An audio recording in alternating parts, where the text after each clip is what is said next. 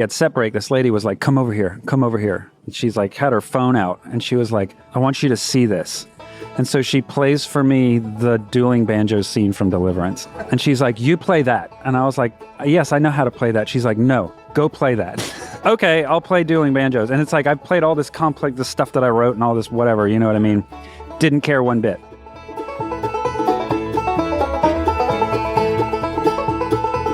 Greetings, everybody. It's the Picky Fingers Banjo Podcast. This is Keith Billick here, wishing you a Happy New Year and welcoming you back to another episode. And this is another one that was recorded on the exhibit hall floor at the IBMA convention last fall in Raleigh, North Carolina. I told you I was busy, but it is all worth the hustle to deliver this nerdy banjo goodness to all you listeners here. And you know who we have to thank for making all of this possible is the Patreon supporters of the show. This podcast is almost completely funded by listeners who go to patreon.com/banjopodcast and pledge a few dollars per month to help keep the lights on here at Picky Fingers HQ. And this episode, we have a very special Patreon supporter to give a shout out to. That's Chris Kibbe Winder. He started playing recently by buying a 1950s RB 250 banjo.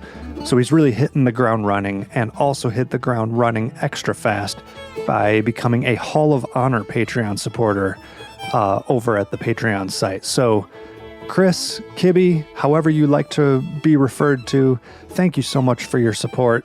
And once again, head over to patreon.com/banjopodcast to support the show yourself. It is a huge help and is greatly appreciated.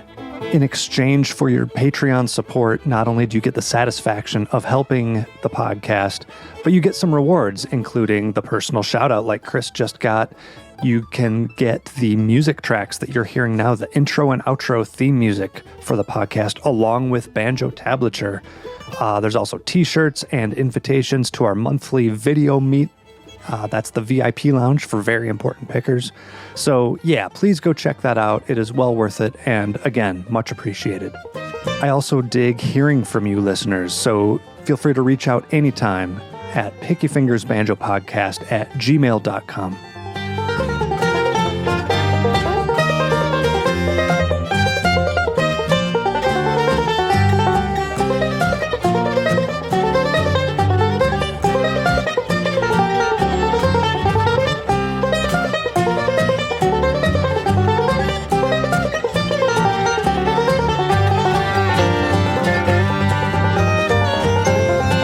Today's featured guest is Hank Smith, a top-notch performer, teacher, and composer.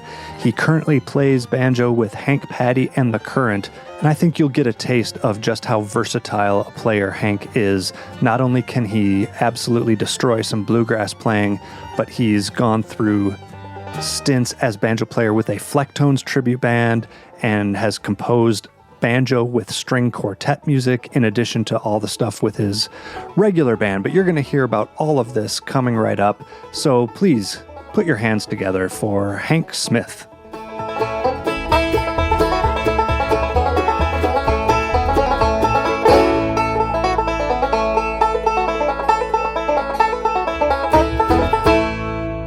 I'm Hank Smith, and I'm originally from Florence, South Carolina. I've lived in Raleigh since 2006 and have been playing professionally since 2003. Got into banjo because I thought it sounded cool. I don't come from a musical family necessarily. My folks are Yankee expats that moved to South Carolina when I was 6 months old. So the music in the house growing up was always like classic rock, you know, Bob Seger, Neil Diamond, Elton John, stuff like that, but also Bob Dylan and Arlo Guthrie and things like that. So good stuff, just not necessarily banjo. Not bluegrass. Yeah, exactly. And, you know, as a kid growing up, the shows on TV that were for us would be like the Dukes of Hazzard and Hee Haw and stuff like that. So like banjo music was in the periphery a bit, but it wasn't until I was in high school that I decided, hey, this is pretty cool. I'd like to try this. And some of my friends were playing guitar.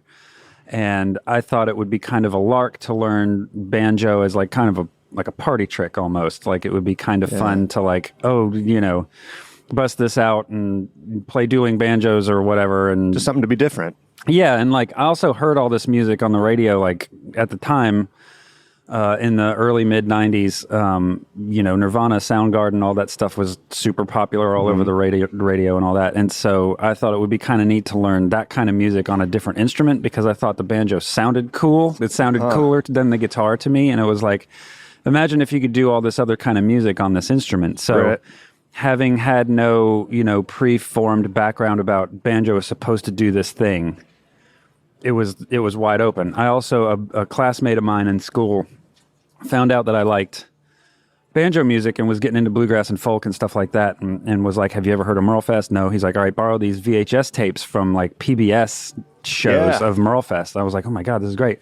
And he gave me the Flecktones' first album, and that was it. That set it off for me. And my best friend growing up, father played banjo. And so he was like, come on over and let me show you, So he showed me Foggy Mountain Breakdown and dropped a bunch of Flat and Scruggs records and stuff on me and was like, that was it. Like, So once the floodgates started cracking open a little bit, you just... that was it. Yeah, I was opened completely hooked. And so...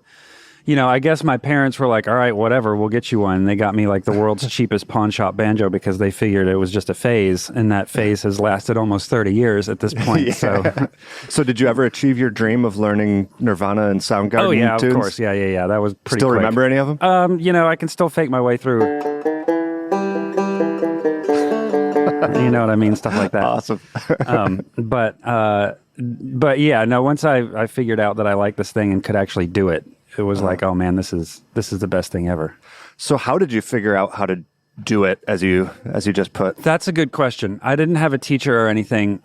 So once I was like getting into practicing and that kind of stuff, I'd listen to these Flat and Scruggs CDs and would just try to imitate what I was hearing. Some of it, obviously, at the very beginning stages was too fast for me to keep up with.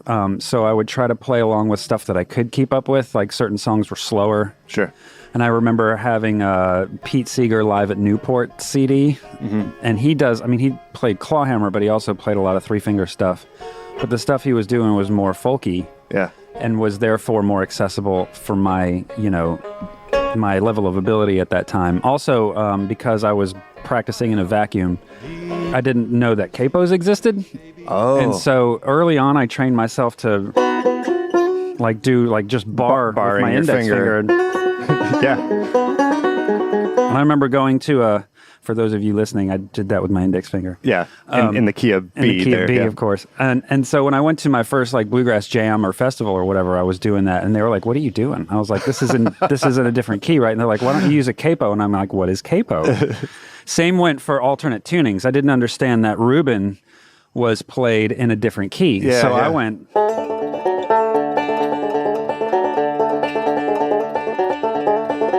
And people were like, why are you doing that? And I'm like, how are you supposed to do it? And they're like, tune, tune, tune. I'm like, oh, it's much easier with just one finger. Yeah. Isn't that something?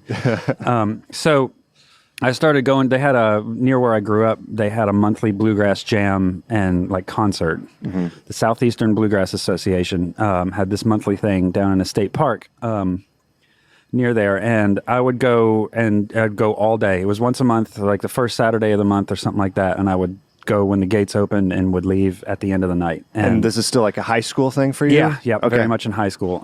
So that was the first crash course in actual bluegrass, and I definitely heard a lot of that ain't no part of nothing, you don't need to play like this, you need to play like that kind of stuff. And then there was a fair amount of people that were like, just ignore that and do what you want. So other than maybe some of these slightly clumsier interpretations that you've been demonstrating, what were you playing like? Were you trying to do a real Scruggs-based thing? But you also mentioned, I know these Merlefest videos must have had a wide variety of things, and then the Flecktones CD. To me, it was all fair game. Yeah. Having no preconceived notion of what quote unquote it's supposed to be, it was all pretty wide open. So I just accepted all of it for what it was. It was I just knew that the sound of the banjo and what the banjo was doing regardless was awesome. So it's I don't care what it is. I just want to know more about everything. So the first, year and a half or so of playing banjo while I was still in high school,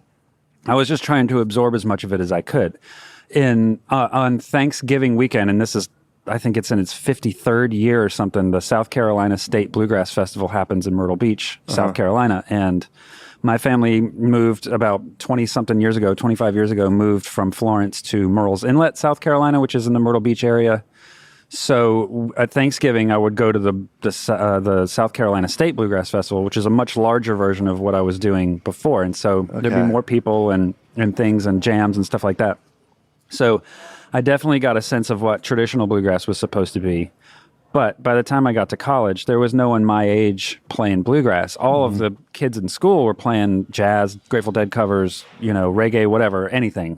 And there was still a large jamming population, but it was other kinds of music. So I just absorbed all that too, because again, I wanted to be able to play all kinds of different music on the banjo, and that extended then into jazz and classical and whatever else I could get my hands on. Wow. So yeah, you have so many influences. Is there something that you recall maybe learning or working on at the time that kind of went on to be really critical to whatever you would consider your style to be? I mean, I think I figured out the melodic style more quickly and then worked into, first it started out with like 3-finger scruggs, straight up, traditional banjo style. But the melodic style to me and improvising, I think that was the first real touchstone moment, was because I didn't know any of this other music and understood that if I had to play like Grateful Dead type music or jazz, improvising is crucial. And it is in bluegrass too, but more extended improvisational sections in that music as opposed to bluegrass where you get like a 30-second burst of whatever. Make up your solo, but you only get this much time. Whereas like a 15-minute Dark Star is like, you got plenty of time to stretch out on You're that one. You're not going to memorize chords. It like you can with Salty Dog or something. Correct. Yeah, it's just wide open. So being able to improvise and adapt to different things quickly, I think was the touchstone that became would become a cornerstone of the style, because I needed to know how to improvise. And that's definitely been a big help, because as I've gotten into more complex music, learning classical and jazz and stuff like that with complex arrangements, I am not good at sight reading. The other folks in my band are all trained musicians, have been to school multiple times, have multiple degrees in music, and can sight read anything down from a sheet of paper. Yeah. And I can't do that very quickly. So I have to hear it. And so all of that, I guess, through osmosis, taught me how to listen and taught me how to improvise with the music that was in front of me. And so even now, which we can get into talking about this in a bit, writing classical pieces for banjo and string quartet. I absolutely want to talk about that, yeah. When we're in rehearsals with string quartets or classical musicians, I usually have to have a bandmate translate for me, because the string musicians, the classical musicians, who are all top flight, really talented people, are asking me specific questions about, well, what did you mean by this? Is there supposed to be a fermata here in measure 36 or whatever? And I'm like, what's it sound like? Which part of the score is that? And I'll go over and look at one of my bandmates and be like, what are they talking about? You know what I mean? Can you play that section for me? Because I don't know what it looks like. You know what I mean? Or if it's written in tab, that's the other thing too. Tab is fine. I can read tab, no problem. So what I try to do with the scores that I come up with is have the tab in parallel with the standard notation, so I know, I can reference it. Yeah, interesting. Just a translation. So going back to the fact that improvising, in your view, helped you a lot, how did you find yourself working on that? Or maybe even still today, how do you working on being able to do that? Jams. Mm-hmm. Just playing with other people, trying to absorb different kinds of music in different situations and having to think on your feet, try to be quick. Improvisation is fast motion composing.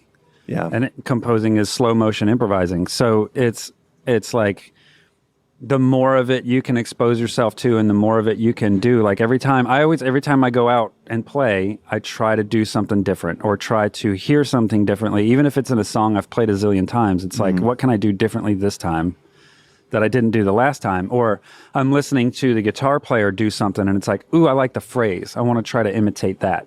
And then just chameleon my way through it. Right. I contend, and my bandmates push against me on this all the time, that I am an imposter entirely, because I'm doing things that maybe I shouldn't be able to do based on my level of ability or training, but have been able to because I can listen and improvise my way through it.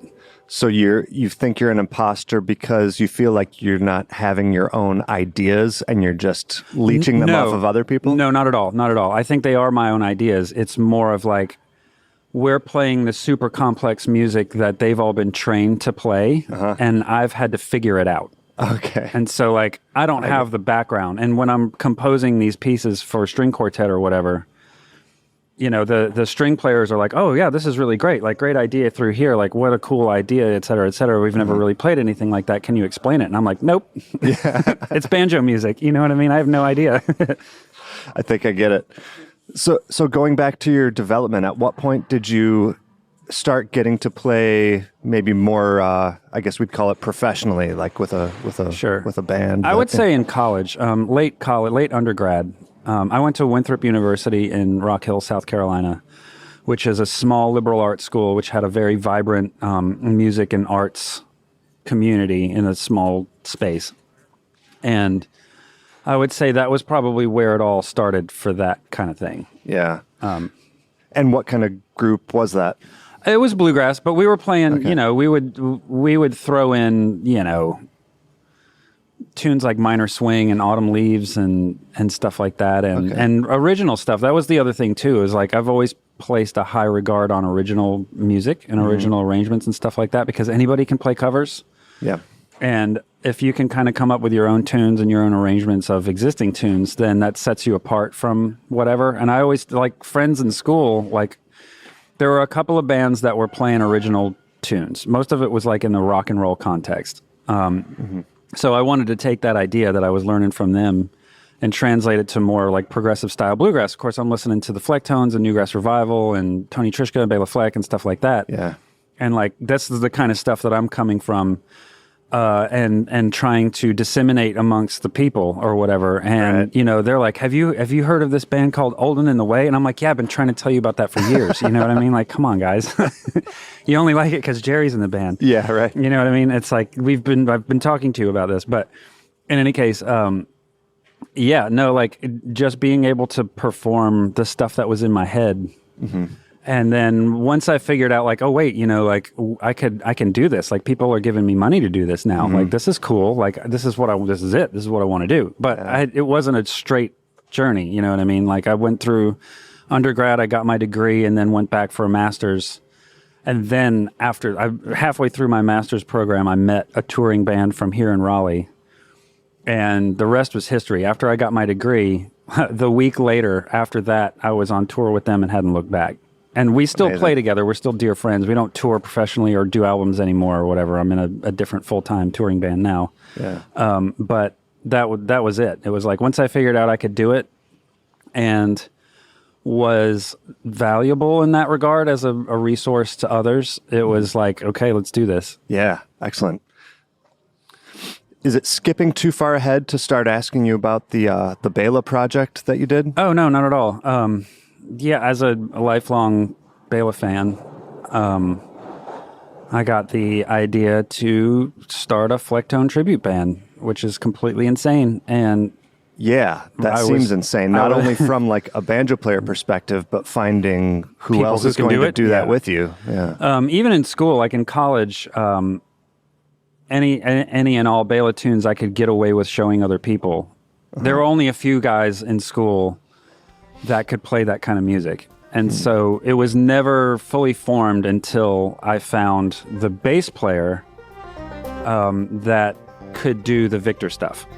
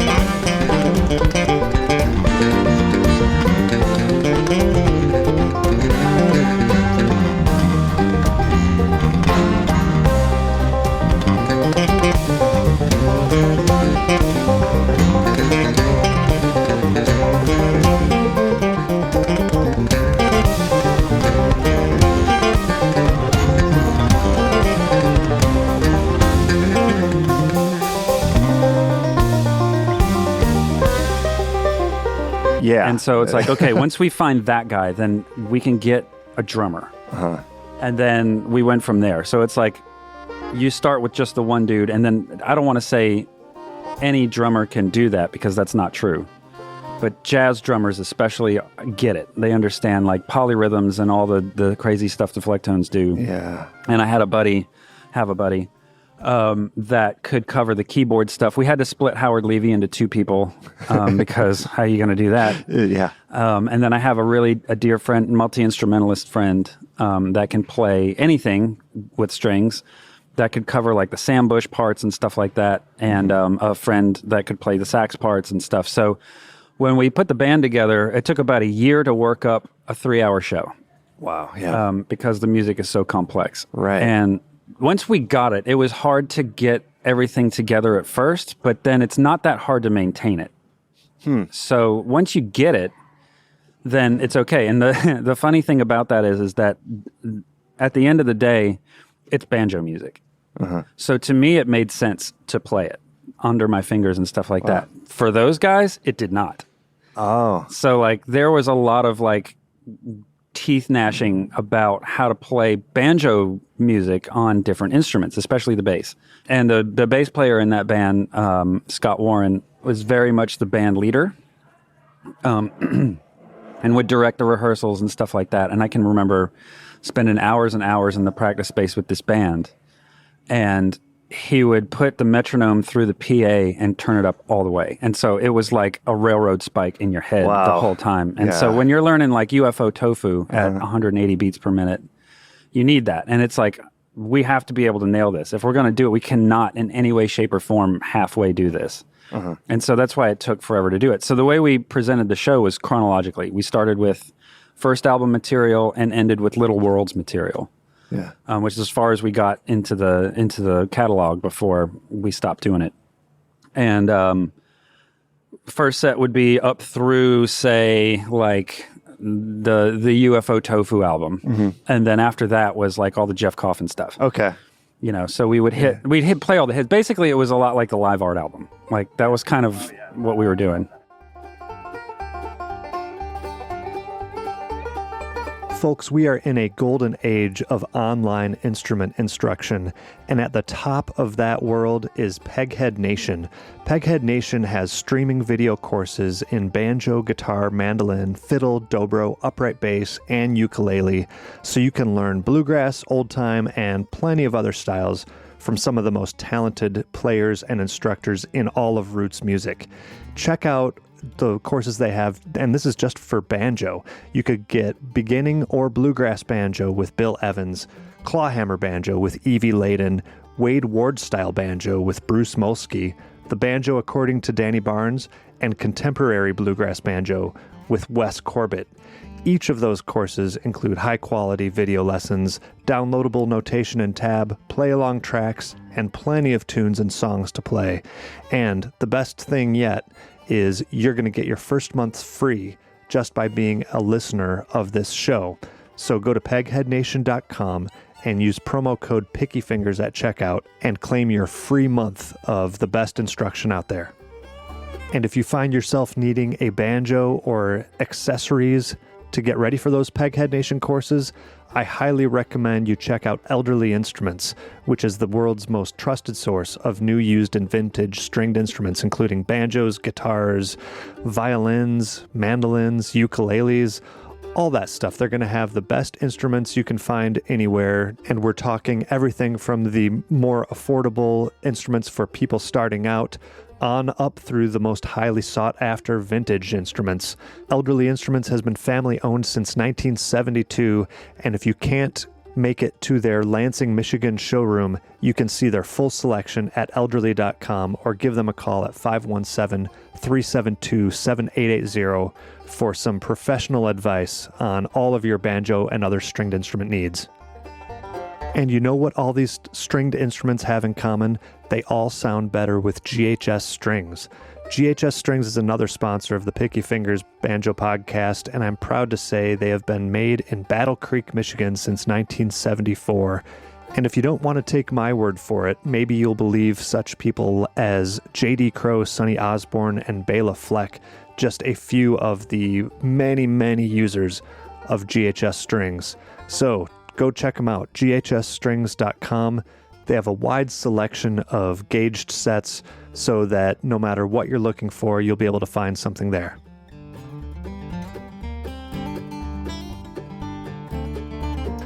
So I know this podcast is supposed to be about you, but I'm curious as to that's such an intimidating project.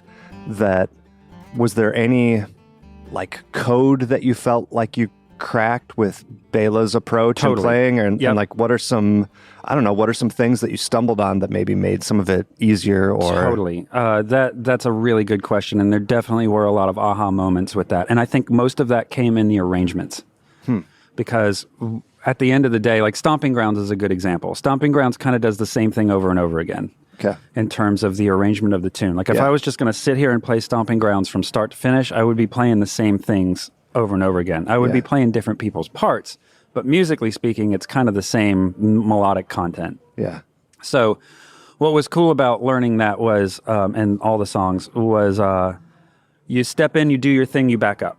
Somebody else does the thing, they back up. Somebody else does the thing, they back up. And so it was a lot of this like moving back and forth sort of instrumentally, melodically, throughout the arrangement of whatever tune, so that no one person is doing one thing for too long. There's no domination one way or the other. Like it's almost like that old Hartford approach. It's very much, and it makes sense. And Bela and John Hartford were good friends, like, and all his stuff with Newgrass and all that, like all of that totally makes sense. And you kind of get inside the mind of the man a bit to understand how he puts the music together and the patterns and all of the, again, the melodic content and all that. And since then, I've become friends with Bela and have a more keen insight on how he does things. And it's all right on. Like, it was like, okay, like that, I wasn't wrong about that. Oh, that's really which cool. Which is pretty cool, yeah. Yeah, and I know that you got at least some sort of implicit blessing from him at some point. I think I've read about you. Yeah, no, like great. It was actually here at IBMA. Like we had been working up this material for, the better part of the year. And our first show was going to be in January of whatever year that was. I think 2015 or 16. And we had spent that whole year working it up, and I had handbill flyers that I was putting up. Oh, so you hadn't even performed yet? No, I wanted to put the flyers up for the first show in January during IBMA, so people would see it. Sense. And also, I knew he was going to be here, and so he was performing with like an all-star group, and Abby was performing, but they weren't performing together. So there was like a pop-up show in one of the suites in the Marriott that I got invited to and watched them perform. And at the end of it, the Shake and Howdy, I handed him the flyer and he was like, "So you're the guy?" And I was like, "Ooh." He's like, "That's great." He's like, "This is awesome. Like I think it's really fantastic that you're doing this. We had a blast with that music, like have fun with it, do what you want with it, et cetera, et cetera." And then once we got some shows under our belt and put some videos together, I emailed him some clips, like the stuff that's on YouTube.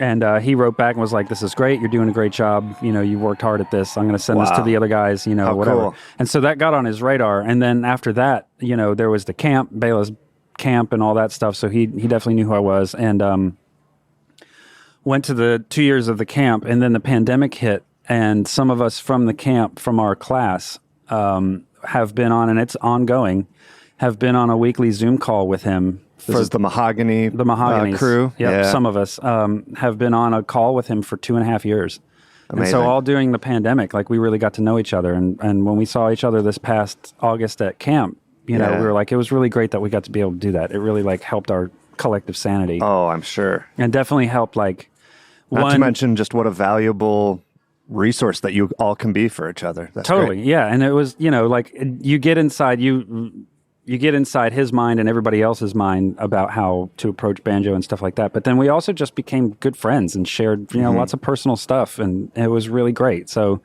you get, you know, a very deep understanding of not just the music, but like how all of it works.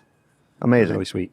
Let's steer back to your own playing. Are there any, this is kind of a wide open question, but are there any particular techniques or approaches that you have to your specific banjo playing that you think are an important part of your style, either something unique that you do or just something that you rely on a lot? Yeah, I would say like for me, I'm a very melodic approach to things, and I always complain that I'm stuck in my own stuff. You know what I mean? So like having something like that Zoom call or just a camp or whatever really helps accentuate stuff I know how to do and shows me a bunch of new things. But like the melodic style and the single string style are two big things that I lean on quite a bit for things, especially as it relates to improvising and composing and stuff. So like in terms of like just stuff that I lean on all the time, like there's all the kind of melodic stuff like that, standard stock and trade melodic licks. Right. But then there's some jazzier like stuff, enclosures. Yeah, Stuff explain like that. how you use those. I'm always intrigued by how people work with that. So there's if we're in the key of G, for example, the 2-5-1 changes. You may have heard much ado made over that, especially in jazz circles. If we're in G, then it's an A minor, a D, and G, which would be like going through. So, for example, if we're gonna do that in G, then you'd start on the E minor arpeggio, E minor 7, arpeggio, and then come back down the major scale to land on the major third of the 1 chord. Yeah. And so that's like the 7, the major 7, and the third are the 2 notes that draw the ear in the most. They're like the magnets. Yeah. So having those accentuate whatever it is you're doing can really bring out a new melodic sort of thing. And so that's just a touchstone for a jumping off point, I should say, for things that can be expanded upon. Stuff like that, where you can kind of explore it. I also like to think about things in patterns. Bela does this too, where you'll play one thing in one spot and then move it, do the same thing, and just keep moving it. Like he's really big on this. Minor thirds, like anything in minor thirds. It's early in the morning, folks. Sorry. Yeah, it sure is. And so, you know, any of that pattern-based stuff. I'm not trying to name drop, but I'm dear friends with Jens Kruger as well, and his approach is very different. He can make music out of anything. This guy is probably one of the most musical people in the world. He really is. Outside of any instrument, whatever. And I go visit him when I can at his house in Wilkesboro, and he cracks my head open like an oyster and sends me home. And then I go back and show him all the things that I've done with it, and then we pick it apart, and it's great. And he's helped me with a lot of compositional things and stuff like that. And also like technical, like he has a technique that he does all the time, this, which is related to the melodic thing, but like triplety stuff. Gnome does that too. Yeah. And that kind of stuff is really super helpful for improvising. I feel like I do lean on, I said this earlier, but I feel like I do lean on the same things over and over again. Yeah. So being able to reinterpret the old in a new way is cool. And that's one of the things that I look for whenever I'm playing live is like, how can I do this thing all the time? How can I do this thing differently right now? Yeah. Or what can I do about it? Like maybe it may be just as simple as moving in the other direction. Instead of going down, instead of a descending line, it's an ascending line or something. Or like just force yourself into it by brute strength. Sometimes, but like a lot of it is listening. You know, like again, I'm listening and reacting to what other people are doing, and it's like, well, the guitar player just played this really cool phrase in that solo, or ended the solo on this thing, and I'm going to start there and do that. Or like there's trades back and forth and that kind of thing, and that's fun. So like most of it is listening. And then trying to adapt what I already know from that. So, yeah, and assuming that everyone isn't playing the exact same thing that they always played, then you're naturally going to hear different things that can be or possible. you hear the same, because you play with the same people over and over again. You understand what their language is, and you hear them do kind of the same thing sometimes. Like, oh, that's so and so's lick, or that's so and so's lick. I've heard that lick before. But then when they do something different, it's like, ooh. That was new. Let me try that thing. I'm going to do that. I'm going to do something like that. Yeah. It's like, that's a cool new thing I've never heard you do before. So let me try and mess with that a bit. So I'll switch gears here a little bit. I think the first time I really became aware of you and reached out to you was because of an Iceland trip that my sweetie was planning for me for a birthday. And somehow, as we were in the planning stages, I somehow came across that you had done this Icelandic trip to perform and maybe do some building of community over there. So tell me about what that experience was, and maybe even what the status of it is now. Sure. So I've been twice. The first time was just purely vacation with a girlfriend at the time and some friends. And we just went on a group trip. And so whenever I go anywhere, I'm like, where's the bluegrass? Sure. Is there a bluegrass jam in Iceland? And turns out there was a singular bluegrass band in the whole country. So yeah, remind me what they're called. I know I looked them up. I don't think they exist anymore, but they are called Ilgresi, right, which roughly translates to grass in Icelandic. Right. And some of those guys have gone on to form a different band called Breck, which is more a folk band. Okay. And we might be pairing with them in the winter because they're coming over here. So oh, how cool. That's a different story. So the first time was just vacation. I looked up bluegrass in Iceland and ran across these guys and reached out to them just blindly, reached out to them on Facebook and was like, hey, I'm coming over here. I play banjo. Here's some links to some stuff. Can we get together and jam? They're like, oh my God, yes, please. Because we only play with each other. Yeah. It's such a closed system and over like, there. Yeah. The whole country has 350,000 people in it. So it's like, that's the population of the inner city of Raleigh. Yeah. So, I got over there and met the guys, and they were really great, really sweetheart people, and we hit it off, and the banjo player and I hit it off especially. And so a couple years later, I'm like, gotta do a tour, gotta go over there. And so went over there, and the second time was expressly for that. So ended up playing a bunch of shows with them in Reykjavik, and then toured the Southern Ring Road. Out to a town called Seyðisfjörður, which is about as far east as you can get in Iceland. So it wasn't all the way around the island, but was the bottom half of it. Yeah. There and back again, and played some dates through Iceland, and it was awesome. Like, really cool. Reykjavik obviously had the biggest crowd because it's the biggest town. Yeah. And as you got out into the countryside and played some of these smaller places, like the people were really, really, like really into it because they don't get that. Like they never hear anything like that, especially like real American playing real American music, that kind of thing. And I remember being playing a brewery gig, and I'm trying to remember the name of the town that was in, Breitholsvik, a brewery in this little tiny fishing village. And this lady at set break, was like, come over here. And I'm like, okay, what's up? It's nice to meet you, et cetera, et cetera. And she's like, had her phone out, and she was like, I want you to watch this. I want you to see this. And so she plays for me the dueling banjo scene from Deliverance. And I'm like, yes. And she's like, you play that. And I was like, yes, I know how to play that. She's like, no, go play that. It's a command, not a question. It was not, I was like, okay, I'll play dueling banjos. And it's like, I've played all this complex, the stuff that I wrote and all this whatever, you know what I mean? Didn't care one bit. It was like, just go,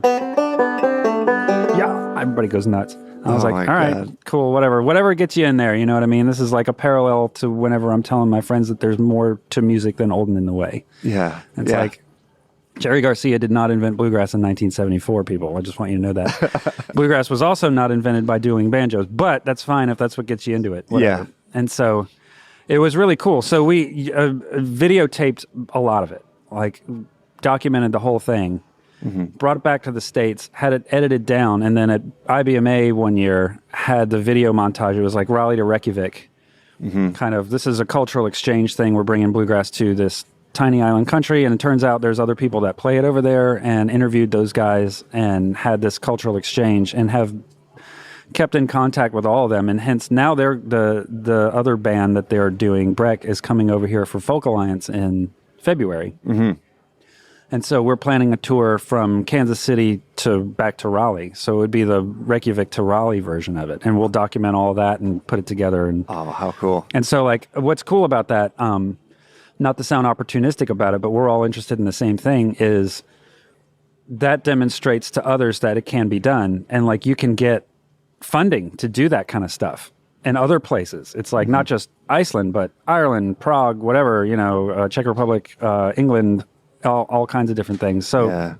being able to bring this music to other places where it's not as prevalent. I mean, here you can turn over a rock and there's a bluegrass band, you know what I mean? So in places like that where it's not as prevalent, you can bring all of this cultural stuff to that and then learn their stuff and bring it back over. So Sure, it's really sure. great. It's a good way to be able to, be sort of cultural diplomats. Were you actually learning Icelandic music of some sort? I learned one, yeah. So I learned, like, they have a popular folk tune, which is essentially like their version of Amazing Grace, Okay. called Her Himna Smither is the name of it. Pardon my Icelandic friends. Sorry about that. Those of you who are listening It's over in Reykjavik. It's a challenging language. Extremely. Yeah. And I worked up an arrangement of that tune, which I'll try to play it. Yeah, please. I would love But to it's hear been it. a while since I've done it, so you might have to edit this. Happy to do it. But anyway, the tune is gorgeous, and it's a medieval. It's old, and it sounds like it, and it's normally just a choral piece. So the story, I guess, if I'm getting this right, again, apologies to my Icelandic friends if I'm messing this up, but it was written by one of the medieval kings of Iceland on the eve of battle, and it was like meant to sort of invoke the blessing of the heavens.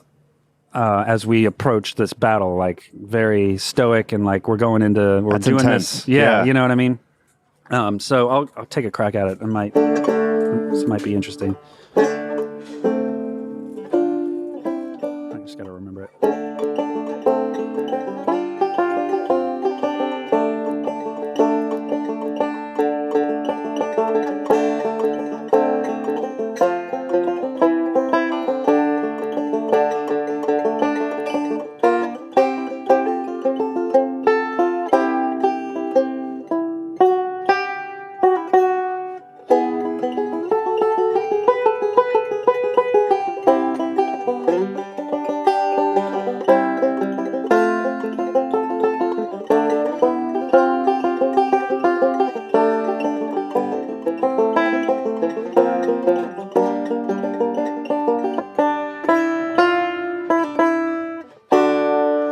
Is the gist.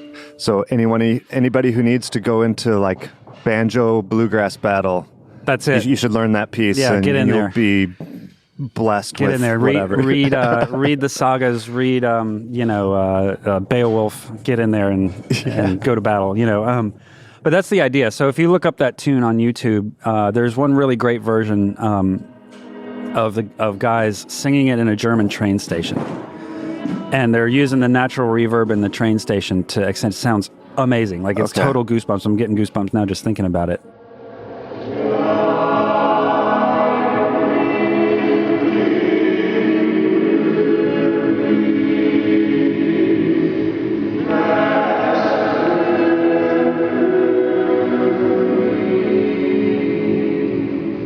And I remember on one of the trips to Iceland, hanging out with the banjo player at the pool. And the pool over there, it's geothermal springs, but they have like hot tub complexes basically that you can go to and soak and stuff. And it's really popular over there. Yeah, like even within Reykjavik, there's at least there's half a tons of them. dozen, and Yeah. they're like the YMCA that you go exactly. to. And like all the towns in Iceland have them too. Like Right. that's just what the people do. And I remember sitting there with him, and one of his buddies came up, and we all hung out together, and one of those guys was the guy from the video. I was like, oh my God, like kidding. That's crazy. You know what I mean? Like, so if you watch the video, he's the guy with the beer in his hand.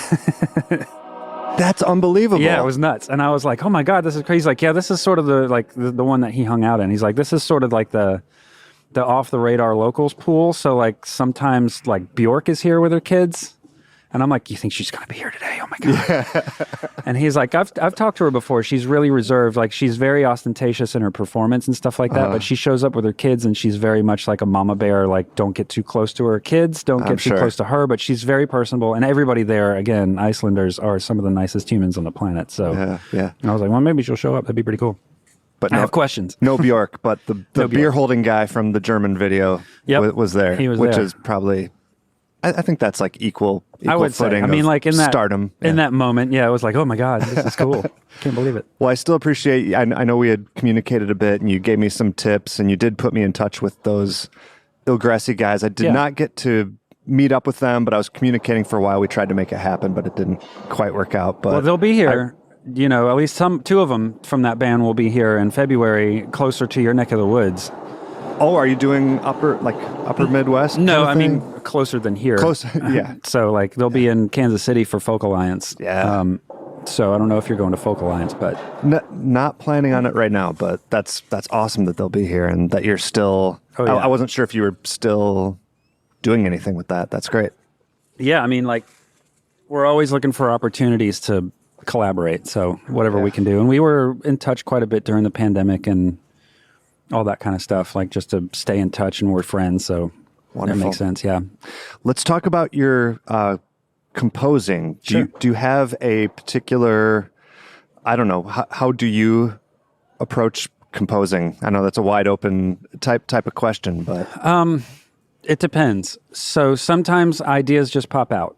Mm-hmm. Like the easy one is when things just sort of happen. Like I might just be playing banjo and come up on a roll pattern or a cool sounding chord or whatever and kind of go from there. During the pandemic project was to compose 24 preludes for banjo and string quartet.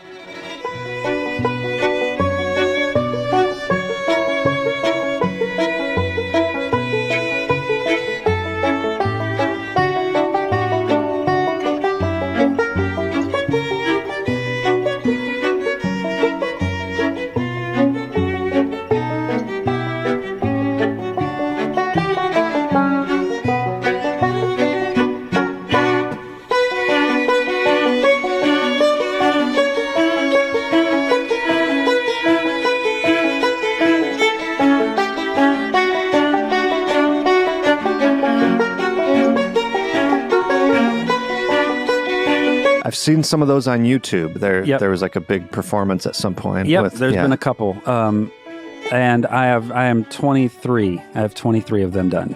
So we're almost finished. C sharp minor is the last one. And is this a similar to like the Rex McGee project with it? You covered every major and minor key. Is that the 24? Yep, all 24. So all 12 keys and relative minors. Yeah. But what's different about this one is that it's banjo and string quartet. Yeah. And so sometimes the banjo is integrated into the string quartet. Sometimes the string quartet takes over. Sometimes the string quartet is just background. Just depends on the piece, depends on the key. So when I'm coming up with different ideas for anything, regardless of, what it is, it usually starts out as just a simple idea, and sometimes, like I said, they pop out. They come right out. Sometimes I have to sit on it forever. Yeah. There's one of the preludes, F major, I sat on for a while because growing up, we had, I don't know if anybody else out there in the world does this, but we had a family whistle. So my brother and I are 2 years apart and we're fairly wild growing up. And so in the days before cell phones and stuff like that, my parents used this whistle to sort of geolocate us. Oh, so like in a crowded environment. Or like the grocery store or the store, something like we'd run off somewhere, they would do this whistle. And your ears would perk up. And we would know it because it's the only thing that sounds like that. And so they would whistle and we would whistle back. And so we could find each other. Oh, and so like great. that, and it turns out it's naturally in the key of F. And so I sat on that one for a while because I was too emotionally attached to it. Interesting. And I didn't want to mess it up. Yeah. You know, like I didn't want to give it short shrift, I guess. Right. Like I wanted it to be disgrace your special. family Right, by yeah. Bring shame upon the family by it not sounding like the whistle. And so in any case, the whistle is that's the whistle. And so that's in banjo language. And so the prelude goes, let's see if I can do this. Might need to edit too, but we'll see.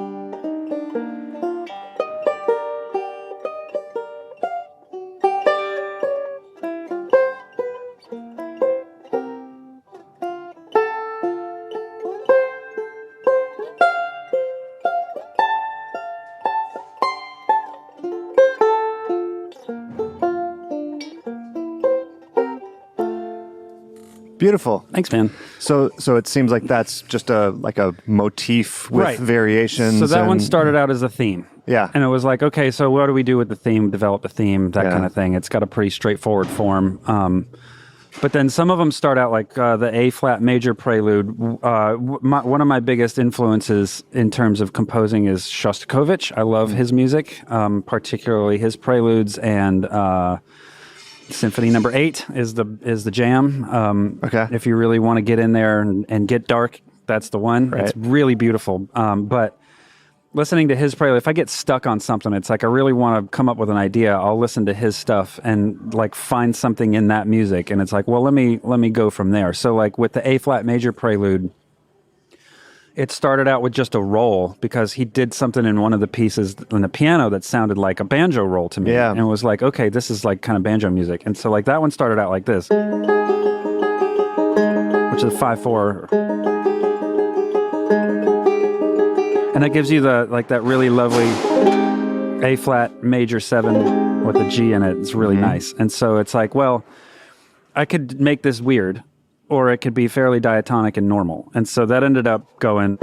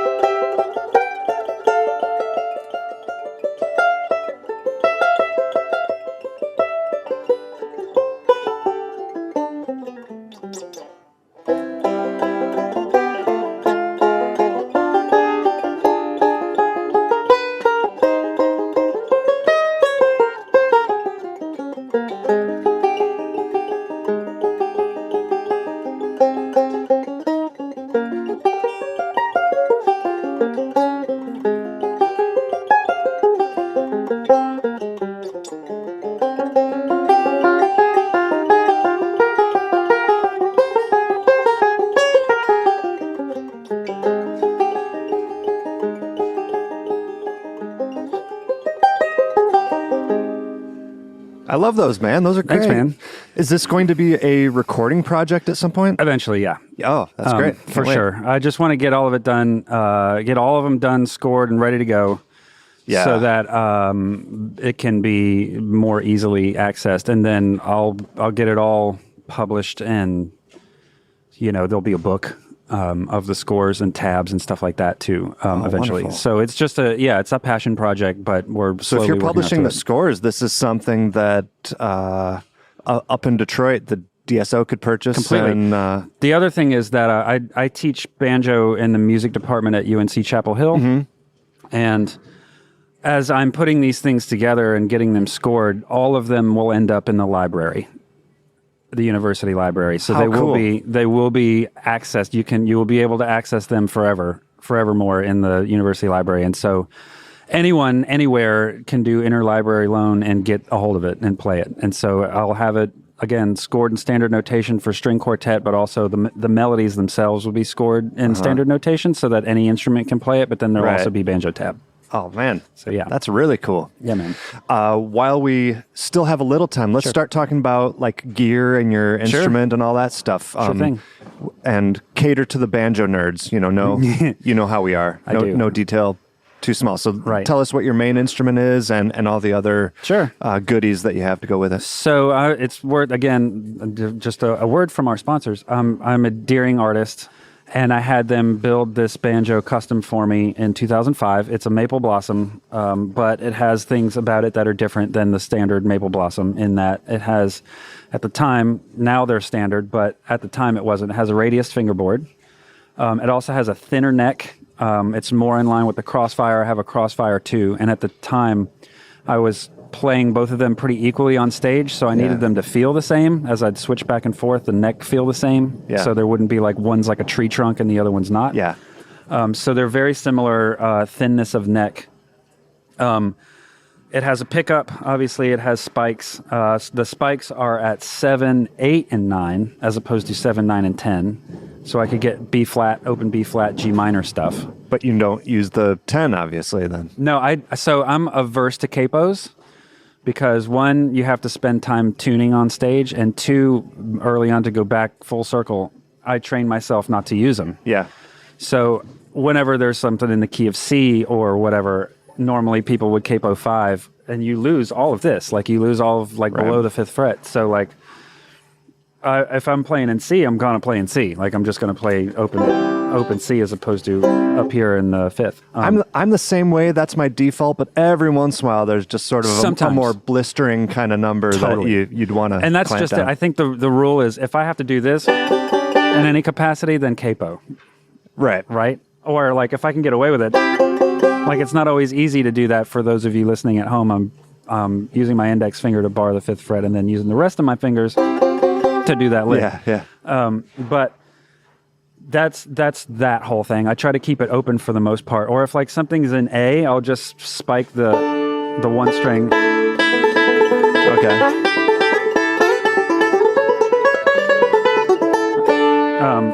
Interesting. For speed and for just because.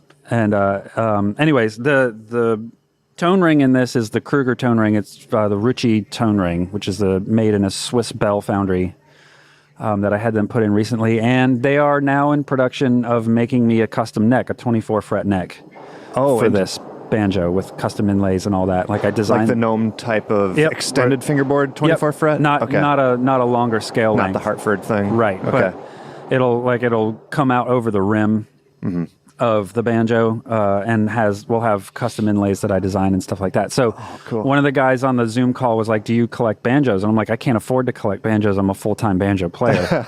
So what I can do is Frankenstein this banjo into what I want it to be. You know what I mean? So like after a while, it's not going to be a maple. Once I put the new neck on it, it won't be a maple blossom anymore. And so like that could be a prototype signature model.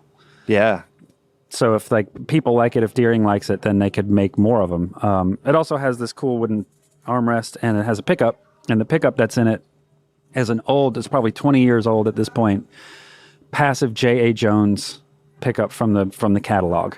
I understand that Fishman rare earth pickups and stuff use the same idea, but they're active. They have the battery inside of them, whereas this one is totally passive, but it sounds so good, I haven't had the need to change it out mess with it. at all. Yeah. And so I use that pickup blended with a gold tone clip-on mic, the DSC, whatever it is. The condenser one. Yeah, the condenser one.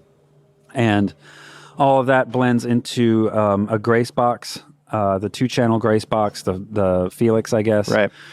And then I have a reverb and a delay. I have an Electro Harmonics Holy Grail reverb and a Boss, just standard stock and trade Boss delay pedal from years ago.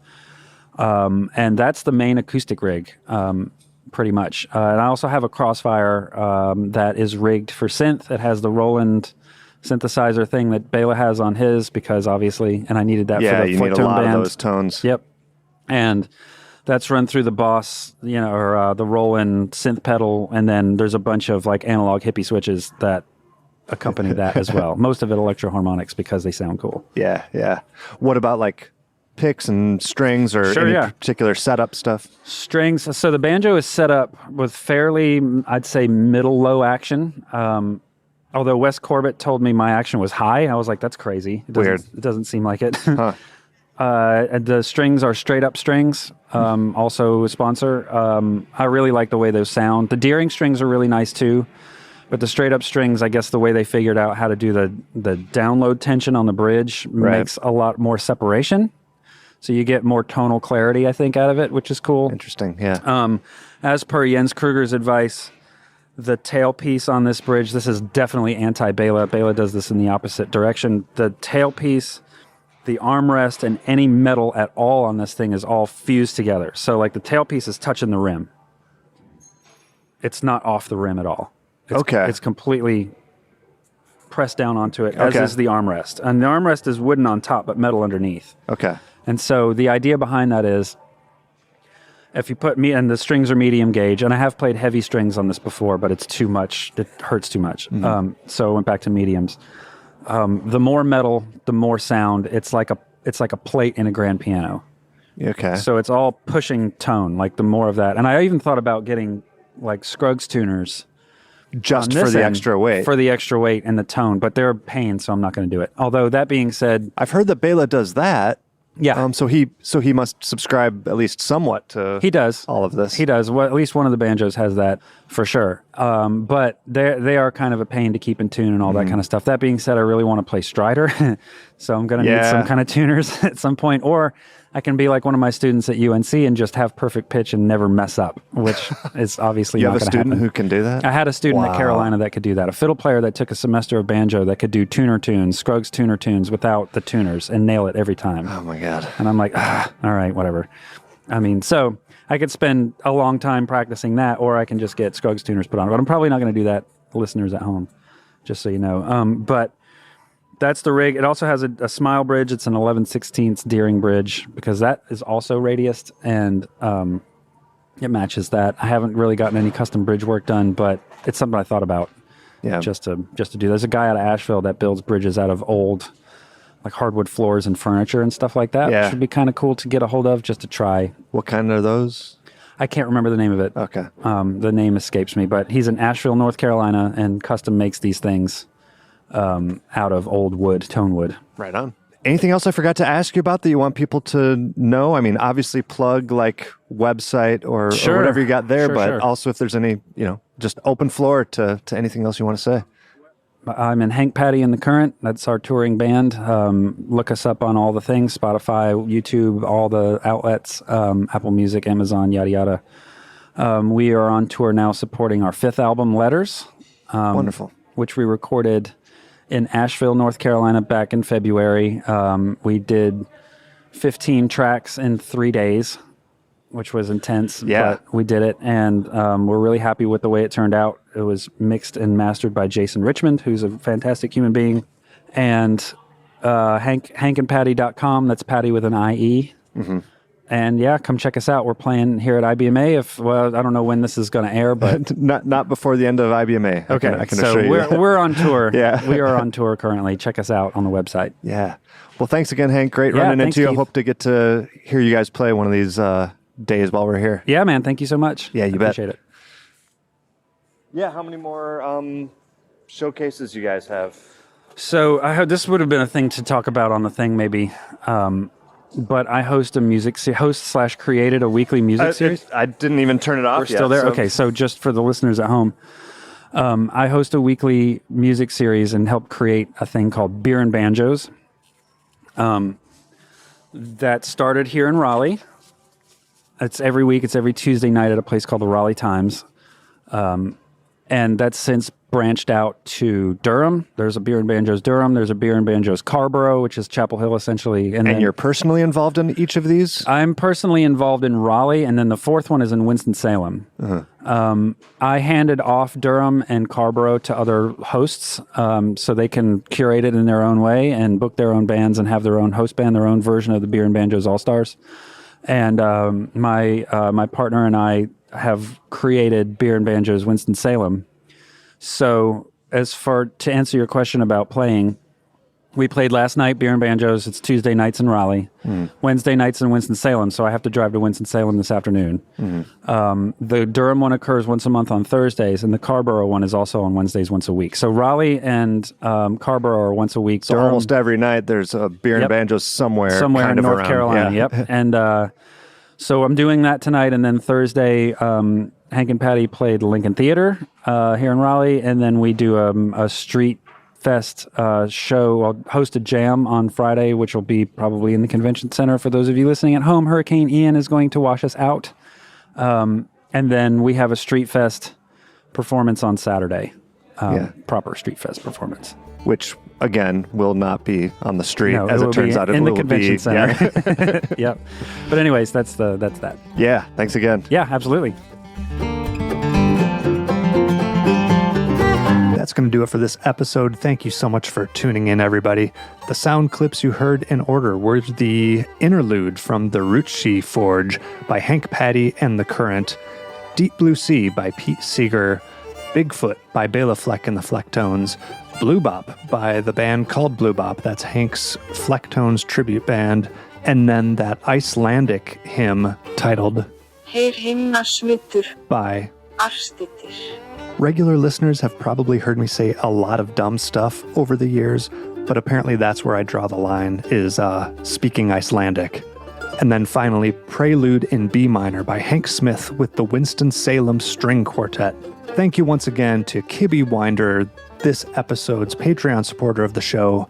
Head over to patreon.com/banjopodcast to support the show yourself, or get a hold of me at pickyfingersbanjopodcast@gmail.com. Thank you so much, and I'll see you all next time.